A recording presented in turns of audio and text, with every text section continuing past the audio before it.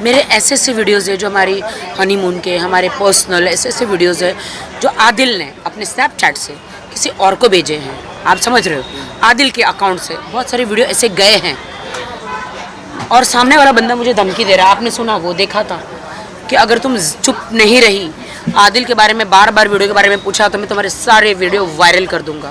Firstly मैं आपसे जानना चाहूँगा कि आज जितने भी पॉइंट्स हैं क्या कुछ हुआ कोर्ट में, और सबसे बड़ी चीज़ क्या राखी के पक्ष में गई है? देखिए, जैसा कि आप लोग सब जानते हैं कि जुडिशल कस्टडी के बाद आदिल को पुलिस कस्टडी में भेजा गया था 4 दिन के रिमांड में, और जो क्वेश्चंस थे वो पुलिस ने पूछा, जो राखी के द्वारा लगाए गए आरोप थे, उनमें कई गंभीर आरोप थे, जैसे कि अंडर सेक्शन 377 पे चीटिंग का केस था, और उसके बाद जो उस पर जो मारामारी हुई, जो इन पर हमला किया गया, वो केस था। आज रिमांड जब दोबारा अधेरी कोर्ट में पहुंचा तो माननीय न्यायालय ने उन्हें जुडिशल कस्टडी में भेज दिया। जुडिशल कस्टडी अमूमन तौर पे 14 दिन की होती है। तो ये आज की अपडेट है। लेकिन इसके बाद एक बड़ी अपडेट ये है कि इनके ऊपर, आदिल के ऊपर, जो मैसूर में एक महिला ने 376 यानी कि बलात्कार का जो आरोप लगाया, उस आरोप के लिए मैसूर पुलिस यहाँ पे आई हुई थी, कर्नाटक की पुलिस, और उन्होंने तुरंत वो प्रोडक्शन वारंट पेश किया कोर्ट के सामने कि हमारे पास फिजिकल प्रोडक्शन वारंट है और आदिल को हमें मैसूर लेके जाना है ताकि ये जांच हो सके जो उस पर आरोप लगाया 376 का। तो कोर्ट ने, माननीय न्यायालय ने उसको कंसिडर किया और उसे अब प्रोडक्शन वारंट के तहत जो है वो मैसूर के लिए रवाना कर दिया गया है। वहाँ पर उसके ऊपर ट्रायल चलेगा, उसके पेशी होगी। पेशी के बाद हो सकता है उसको पुलिस कस्टडी हो या जुडिशल कस्टडी। लेकिन इसका मतलब ये नहीं है कि आदिल दुरानी को बेल हो गई है यहाँ पे राखी के केस में। आदिल दुरानी अभी भी टेक्निकली जुडिशल कस्टडी में है, और जब मैसूर की हियरिंग कंप्लीट होगी तो आदिल दुरानी को दोबारा मुंबई में लाना होगा। तो ये बात आप समझ लें। अभी कई मीडिया में वाले ये चला रहे हैं कि आदिल दुरानी छूट गया, बेल हो गई, ये हो गई, तो ऐसा कतई नहीं है। ये सरासर गलत खबर है और हम इसका कंडेम करते हैं। राखी जी, आपसे जानना चाहूँगा, जिस तरह मैसूर पुलिस उनको लेके गई और उनकी वहाँ पे जीसी होगी, आप कितना सहमत है इस चीज़ को लेके? नहीं, Mysore police second time I है। इसके पहले भी जो जेसी हुई थी, पहले दिन पहली बार हुआ कितने बड़े केस में जज साहब ने आदिल को जेसी दे दी, जुडिशल कस्टडी। बट हालांकि ऐसा नहीं होना चाहिए था, पहले पुलिस कस्टडी होनी चाहिए थी, फिर जेसी होना चाहिए थी। बट अभी पुलिस कस्टडी हुई है यहाँ पे। जब हम लोगों ने केस लड़ा तो पुलिस ने ये कहा कि 80% तो सबूत सब आ गए हैं, जो कि मुझे नहीं लगता कि आए हैं 80%, क्योंकि जो मेन तो 80% 100% प्रूफ तब होंगे जब उनके दोनों फ़ोन हाजिर होंगे, पुलिस कस्टडी में होंगे, क्योंकि सारा गुनाह, सारा क्राइम फ़ोन में ही है। जिस दिन उनको अरेस्ट किया गया था उस टाइम से लेकर रात तक उनको जेल में डाला गया, पूरा दिन फ़ोन उनके पास था। क्योंकि आप पूरी मीडिया बाहर थी और वो अंदर से मुझे, जब मैं कंप्लेंट लिखवा रही थी, पूरा मुझे रात तक फ़ोन आए हैं, रात तक फ़ोन आए हैं। तो मतलब फ़ोन तो उन्हीं के पास था, दोनों आईफोन। यानी इनके कहने का मतलब इन शॉर्ट कि जब उसका स्टेटमेंट रिकॉर्ड किया जा रहा था तब भी फ़ोन उसके पास था, और जब ऑफिशियली उसको अरेस्ट किया गया उसके बाद भी फ़ोन उसके पास था। यानी कि रात के राखी के मुताबिक 11, साढ़े 11, 12 बजे तक राखी को कॉल आ रहा था। जब मोबाइल उसके पास था तो फिजिकल फिक्सिंग के बाद उस मोबाइल फ़ोन को अपने पास क्यों नहीं लिया पुलिस ने, ये सवालिया निशान है। हालांकि हमारा कोई कंप्लेंट मुंबई पुलिस के खिलाफ नहीं है, हमें पूरा भरोसा है मुंबई पुलिस से, उनके कार्यप्रणाली से। लेकिन हमें उस ऑफिसर पे कहीं ना कहीं डाउट आ रहा है कि आखिरकार वो मोबाइल फ़ोन उसने क्यों नहीं लिया, क्योंकि उसी मोबाइल में राखी के मुताबिक वीडियोज़ हैं, फोटोग्राफ्स हैं, जिसको लगातार राखी ने हाईलाइट किया है और मीडिया के समक्ष, पुलिस के समक्ष स्टेटमेंट में कहा है कि उसके कुछ आपत्तिजनक फ़ोटो और वीडियोज़ लिए गए। तो ये एक बहुत एविडेंस, महत्वपूर्ण एविडेंस था वो मोबाइल फ़ोन, जिसको लेने में कहीं ना कहीं वो पुलिस अधिकारी चूक गया। अब क्यों चूक गया ये वो जाने और डिपार्टमेंट जाने। हम डिपार्टमेंट से गुहार लगा रहे हैं और संपर्क में है कि ये इसकी जांच होनी चाहिए। मेरे ऐसे ऐसे वीडियोज़ है जो हमारी हनीमून के, हमारे पर्सनल ऐसे ऐसे वीडियोज़ है जो आदिल ने अपने स्नैपचैट से किसी और को भेजे हैं। आप समझ रहे हो, आदिल के अकाउंट से बहुत सारे वीडियो ऐसे गए हैं और सामने वाला बंदा मुझे धमकी दे रहा है। आपने सुना, वो देखा था कि अगर तुम चुप नहीं रही, आदिल के बारे में बार बार वीडियो के बारे में पूछा तो मैं तुम्हारे सारे वीडियो वायरल कर दूंगा। वो सारा मेरे पास मैसेजेस है जो मैंने पुलिस को दिए हैं। आपने कोर्ट पे भी पेश किए उस सारे मैसेजेस? एडवोकेट को दिए हैं मैंने। तो कोर्ट की तरफ से क्या कुछ दलीलें थी? मुझे तो नहीं पता कोर्ट का। कोर्ट ने देखिए इतनी जल्दी ट्रायल तो शुरू नहीं हो सकता ना। शर्लिन एक लॉयर भी हैं, होने वाली बहुत जल्दी एडवोकेट हैं, ये जानती हैं, ये पढ़ रही हैं कि ट्रायल इतनी जल्दी शुरू नहीं होता। अभी प्राइमा फेसी अभी तो हियरिंग चलती है, दोनों ही पक्ष अपने दलीलें सामने रखते हैं। ये कोर्ट बोर्ड में आने में तकरीबन 4 से 5 साल लग जाएगा। चार्जशीट के हाँ? चार्जशीट के बाद 4 से 5 साल भाई। इतना तो टाइम लगता है बोर्ड में आने के लिए, और फिर उस पे बाद ट्रायल शुरू होगा। हो सकता है जल्दी भी आ जाए, लेकिन आज लोड इतना ज़्यादा है कोर्ट के बाद, कोविड के 2 साल के बाद, कि आज शायद हियरिंग होने में, स्टार्ट होने में, ट्रायल शुरू होने में टाइम लगेगा। तो जब ट्रायल शुरू होगा तब विस्तार से बातचीत होगी दोनों पक्षों की दलीलें। अभी तो बड़ा प्राइमा फेसी है यार। अभी तो अरेस्ट किया, कोर्ट में प्रोड्यूस किया, कोर्ट ने उसको पहले जेसी दी, बाद में पीसी दिया, वापस जेसी दे दी। शर्लिन, आपका क्या टेक है इस पे, जिस तरह ये केस नए नए रूप ले रहा है? आप क्या कहना चाहोगे? आप राखी जी को सपोर्ट कर रहे हो, कई दिनों से सपोर्ट कर रहे हो, आपका क्या टेक ऑन? देखिए, जब राखी सावंत की शादी हुई, मुझको और राखी के सभी चाहने वालों को, शुभचिंतकों को ऐसा लगा कि बॉलीवुड की राजकुमारी को उनका राजकुमार मिल गया। लेकिन धीरे धीरे धीरे हमारे सामने उस राजकुमार की असलियत आने लगी, और हमने ये जाना कि वो असल में दुनिया का सबसे बड़ा ठग है, जो महिलाओं को ठगता है। राखी के साथ शादी करने के बाद भी उस बंदे के गैर महिलाओं के साथ संबंध थे। वो बंदा ऑन कैमरा कुरान पर हाथ रखकर ये कसम खाता है कि वो राखी के साथ बेवफाई नहीं करेगा, राखी को धोखा नहीं देगा, इस रिश्ते को पाक रखेगा, इस रिश्ते की इज्जत करेगा। लेकिन हुआ क्या? वो सब एक ड्रामा था। उसको शर्म आनी चाहिए। उसकी जो घिनौनी मानसिकता है, उस मानसिकता को कोई पसंद नहीं करता है। समाज में लोग किसे हीरो मानते हैं? उस शख्स को हीरो मानते हैं जो अच्छाई को चुने, ना कि बुराई को। उस इंसान को हीरो मानते हैं हम, या हीरोइन मानते हैं, जो अच्छाई को चुने।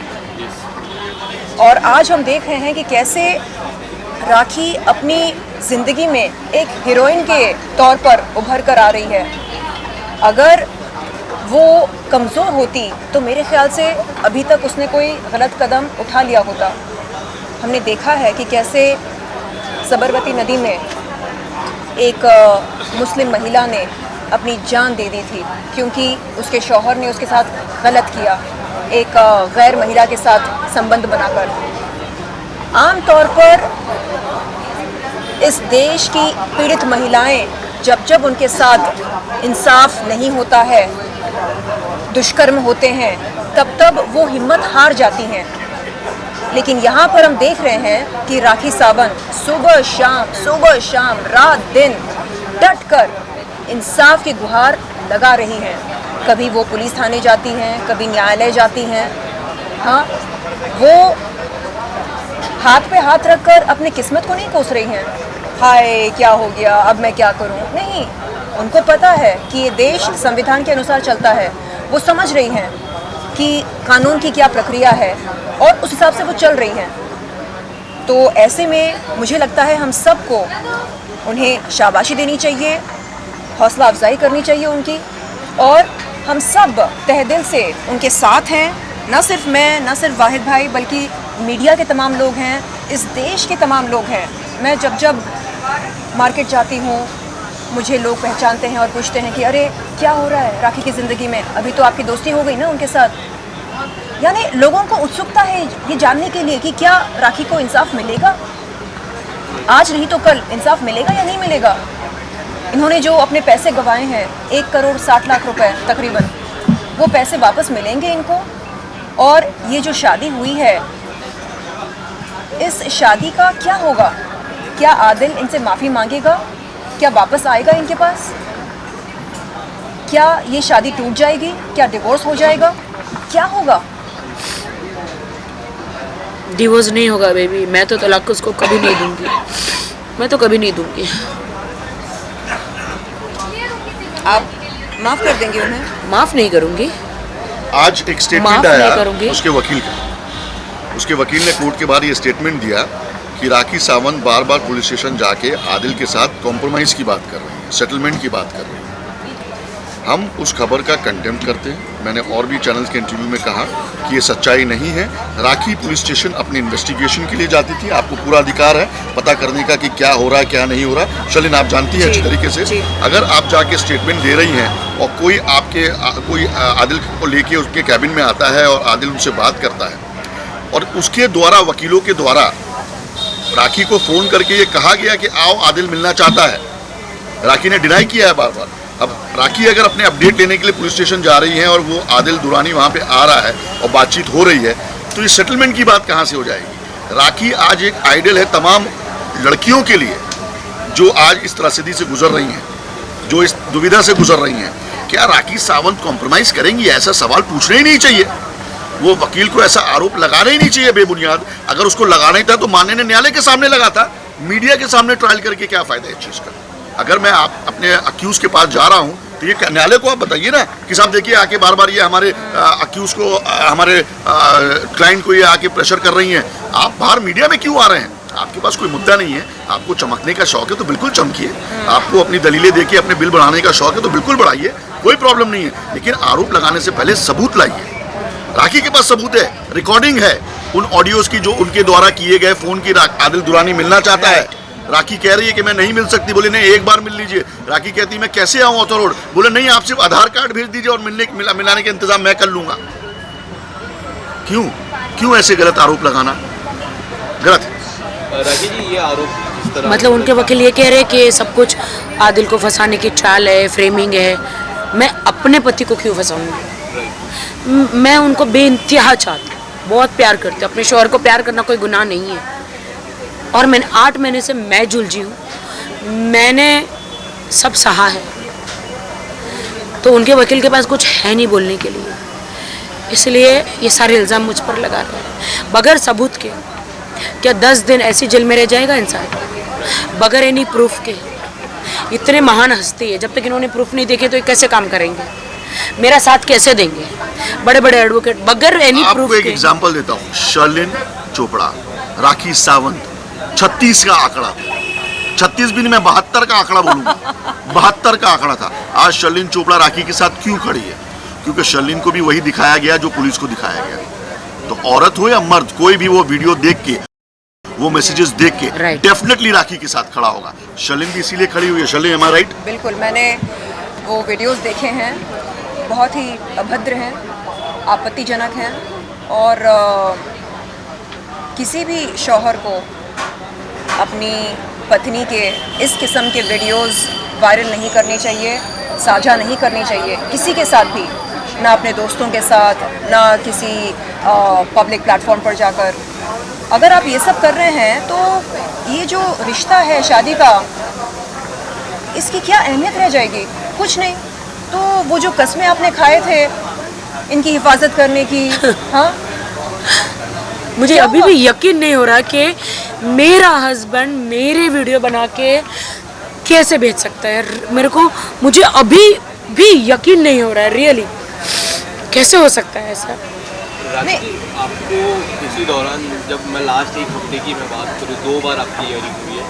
दोनों ईयरिंग में मैं लास्ट एक हफ्ते की ही बात कर रहा हूँ, कितनी बार उनके एंड से आपको कॉल आए और क्या कुछ उन्होंने 99% मुझे उनके एडवोकेट के कॉल आए, जो अलग अलग नाम से ये लोग कॉल करते, कोई नेहा, कभी क्या नाम है, अलग अलग नाम से आपको बुलाया है।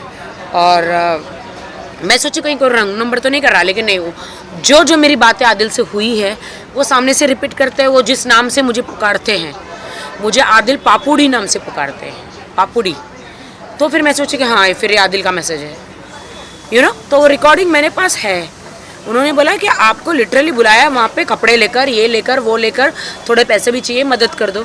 तो मैंने कहा हाँ चलो, बंदा अगर जेल में भी नमाज़ पढ़ता है, जानमाज, उनके थोड़े कपड़े, जो भी कपड़े लत्ते के लिए पैसे चाहिए तो दे दो, क्योंकि वो निजी चीज़ है ना। मैं तो बीवी तो आज भी हूँ ना। हाँ मैंने उन पे केस किया, वो तो मैं तो केस लड़ी रही हूँ, लेकिन जब उनको मदद की ज़रूरत है तो मैं खड़ी हूँ ना।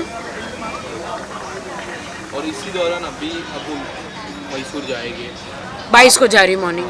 आप जाने वाले हो, क्या क्या आपकी उम्मीदें हैं मैसूर के लिए? पता नहीं, मैं जाके फाइंड आउट करूंगी क्या हो रहा है क्या नहीं। देखिए, मैसूर केस से हमारा टेक्निकली कोई लेना देना नहीं है। It is a independent case. Right. उस महिला को त्रास था, उस महिला को प्रॉब्लम थी, उन्होंने अपना केस रजिस्टर करवाया। हम उस महिला को बिल्कुल नहीं जानते, न वो हमें जानती हैं। मैं तो नहीं। हमारा बिल्कुल लेना देना नहीं है। हाँ, राखी का वहाँ पे कुछ इंगेजमेंट्स हैं मैसूर में किसी के साथ कोलैबोरेशन का, तो शायद 22 को राखी वहाँ पे जाएंगी।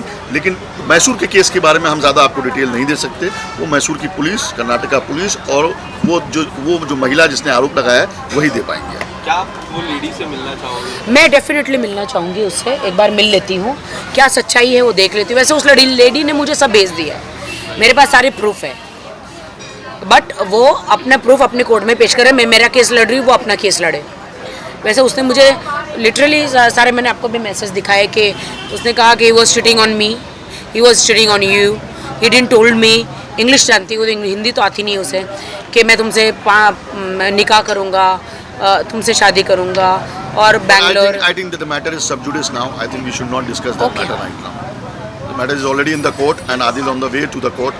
We should not discuss about that. या ओके, थैंक यू। एक बात हम कहना चाहेंगे, राखी और मैं और वाहिद भाई, हम तमाम ज़रूरतमंद महिलाओं के साथ और पुरुषों के साथ खड़े हैं। देखिए, पीड़िता चाहे कोई भी हो, महिला हो पुरुष हो, हम खड़े हैं उनके साथ। हमारी कोई दुश्मनी नहीं है मर्द जात के साथ। ये हम तो पॉइंट आप कह रहे नोट हैं- कीजिए कि शर्लिन चोपड़ा और राखी सावंत सिर्फ महिलाएं पीड़ितों के साथ नहीं है, जो पुरुष हैं जिनके साथ प्रॉब्लम हो रही है। देखिए, मैं ये नहीं कहूँगा कि हमेशा पुरुष ही गलत होता है। कई केसेस में आप देख रहे हैं हाल ही में जो चल रहा है वहाँ पे महिला भी गलत है। तो वो महिला अगर गलत है और पुरुष सही है, तो ये जो त्रिदेव की जो तीनों की जो हमारी जो जोड़ी है, अल्लाह उनको उसको सलामत रखे। तीनों के तीनों उस पुरुष के लिए भी खड़े होंगे, एनी टाइम एनीवेयर, जब उनको ज़रूरत हो। Yes. राइट शर्लिन? बिल्कुल। Thank you. जय हिंद। जय हिंद।